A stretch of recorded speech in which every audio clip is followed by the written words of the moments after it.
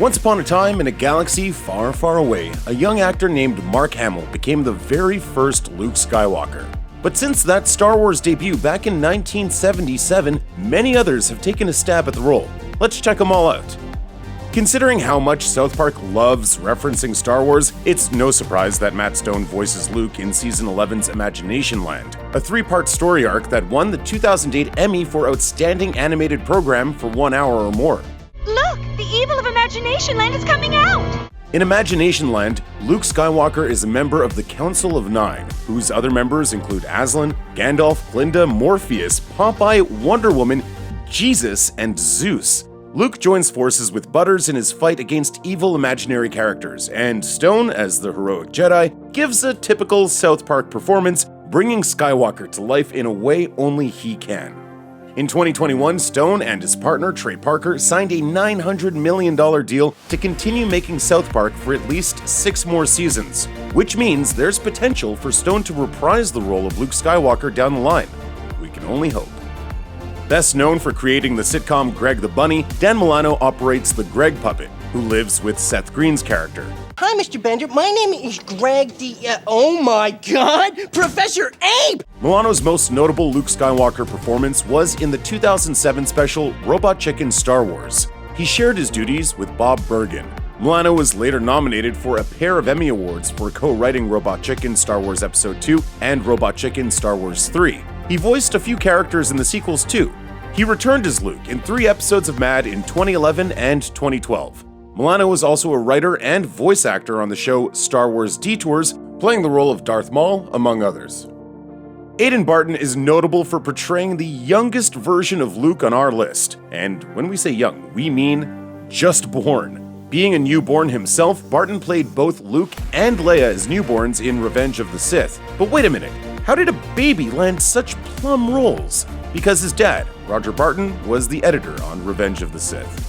As Aidan told Looper in his first ever interview. They wanted to do close-ups, but they really couldn't using a doll. Right. So they brought me in, my mom came in, and they just put me up there and used me for however long they chose to. And while Barton may not be credited as an actor in the film, he is included in the special thanks section. The second season of The Mandalorian surprised fans by having Luke Skywalker pop up at a pivotal moment. But since the series is set just after the original trilogy ends, Mark Hamill was a bit too old for the role. So British actor Max Lloyd-Jones' face was digitally altered to look the part. May the Force be with you. Lloyd-Jones made his debut in 2005 in The Sandlot 2. Going on to appear in shows like Supernatural and Switched at Birth. He was also in the film War for the Planet of the Apes. Similar to The Mandalorian, he was made to look like someone else, in this case, the chimpanzee named Blue Eyes. I came for you. The actor later appeared in another Star Wars show, playing an X-Wing pilot, Lieutenant Reed, in The Book of Boba Fett on Disney+. If you've ever played Star Wars Battlefront, the voice of American actor Anthony Hansen is probably familiar to you.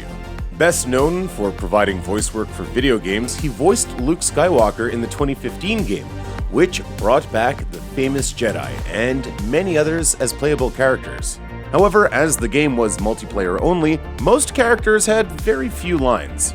Most of Hansen's other credits are from video games, and he has plenty of big ones on his resume. God of War, Halo 5 Guardians, Batman Arkham Knight, LEGO Jurassic World, and SimCity. He also worked on the first season of the hit anime series JoJo's Bizarre Adventure back in 2012, and he had a live-action role in the film Bankroll the same year, playing the character Benny Big Time. And just this year, Hansen's voice was heard on the science fantasy game Elix 2. The 2017 sequel to Star Wars Battlefront has Matthew Mercer taking on the role of Luke Skywalker.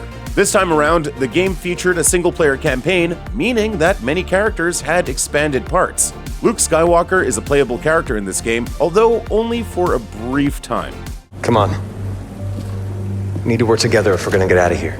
Mercer later provided a number of character voices for Respawn Entertainment's 2019 game Star Wars Jedi Fallen Order. Elsewhere, Mercer is known for his work in anime dubs.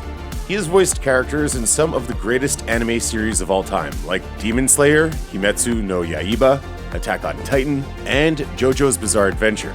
As a prolific video game voiceover artist, he's had high-profile roles in Titanfall 2, Mortal Kombat 9, and Fallout 4. But he's probably best known as the Dungeon Master in the wildly popular Dungeons & Dragons series Critical Role. Hello everybody, and welcome to tonight's episode of Critical Role, where a bunch of us nerdy-ass voice actors sit around and play Dungeons & Dragons. An animated show based on the first Critical Role campaign debuted to rave reviews on Amazon Prime in 2022. The Legend of Vox Machina has a 100% rating on Rotten Tomatoes.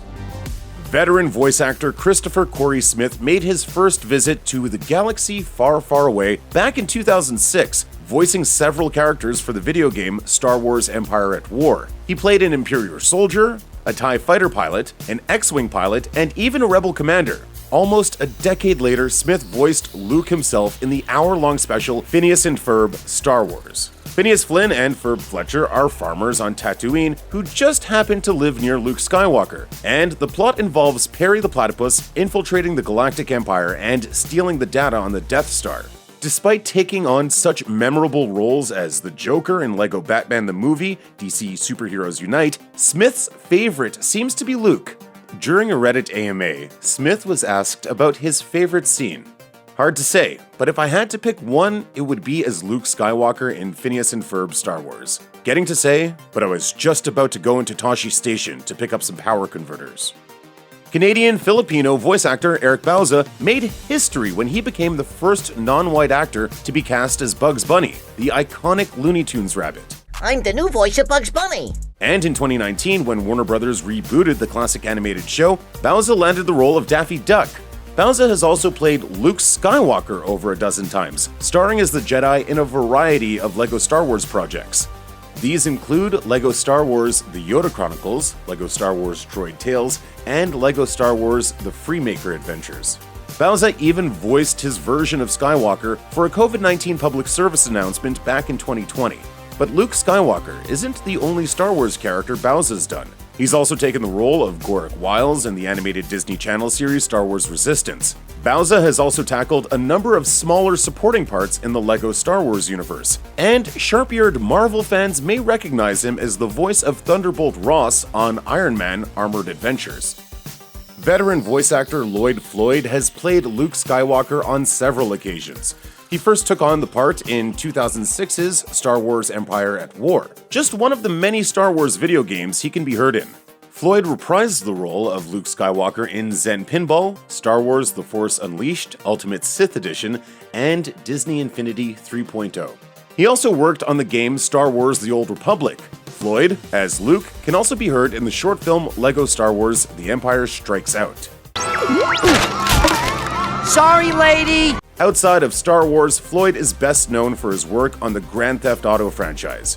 You might recognize him as DJ Hans Oberlander, along with a wide array of characters across this legendary Rockstar franchise. In a 2020 interview, Floyd said he's done more Rockstar video games than any actor as more characters. And he's also the voice of the Joker in DC Super Friends, making him one of the few Joker Jedi out there. Laughing. Doom, doom, doom. Doom, doom, da, doom, doom. Hubba, hubba, hello, gorgeous. Bob Bergen has become kind of a go-to Luke for whenever Mark Hamill is unavailable, voicing the character more than a dozen times, mainly in Star Wars video games.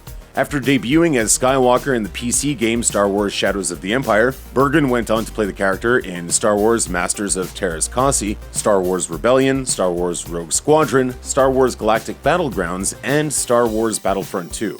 Knockout. You win. I'm ready. He was also involved in the Robot Chicken crossover episodes, playing Luke Skywalker alongside Dan Milano. Don't let go, Dad! Bergen has been doing Luke Skywalker for so long now that he's got the character completely figured out. As he told Idea Rocket, there are two versions of Luke, pre-Jedi and post-Jedi. Very different personalities. It's almost like science fiction puberty. So I really worked on and studied the character traits. Bergen has had other roles in the Star Wars universe, most notably as Lama Su in the TV shows Star Wars The Clone Wars and Star Wars The Bad Batch. As you know, there is no one way to make a clone. Sometimes our efforts are less than successful. Joshua Fardon has performed the voice of Luke Skywalker twice, almost 2 decades apart. His first time playing the character was in the Return of the Jedi radio drama on National Public Radio. Fardon voiced Skywalker in all 6 parts of the series, replacing Mark Hamill, who had voiced the character in previous episodes. The series was broadcast in 1996, some 13 years after the radio adaptation of The Empire Strikes Back hit the airwaves. The lengthy delay was reportedly due to public broadcasting budget cuts, but it ended up working in favor of the producers. They were able to include all the revelations made in other Star Wars media during that time, making this version of Return of the Jedi arguably more compelling than the movie. Fardon would later reprise the role of Luke Skywalker for 2015's A New Hope read-along storybook and CD, and its 2 sequels released the same year. The fan site Coffee with Kenobi gave it a rave review, saying, "This version boasts a stellar voice cast. Much of the cast of the radio drama is here, and the quality of voice shines through." Fardon has also popped up as an actor, appearing on shows like Frasier, The West Wing, and Chicago Fire. He's also appeared on screen in films such as Conspiracy Theory with Julia Roberts, Mel Gibson, and Patrick Stewart, and Volcano with Tommy Lee Jones. C. Andrew Nelson is the first actor to play both Darth Vader and Luke Skywalker in official Star Wars projects. He voiced the latter in the run-and-gun Super Nintendo game Super Star Wars: The Empire Strikes Back, and would again play Luke during a cutscene in the game Star Wars X-Wing.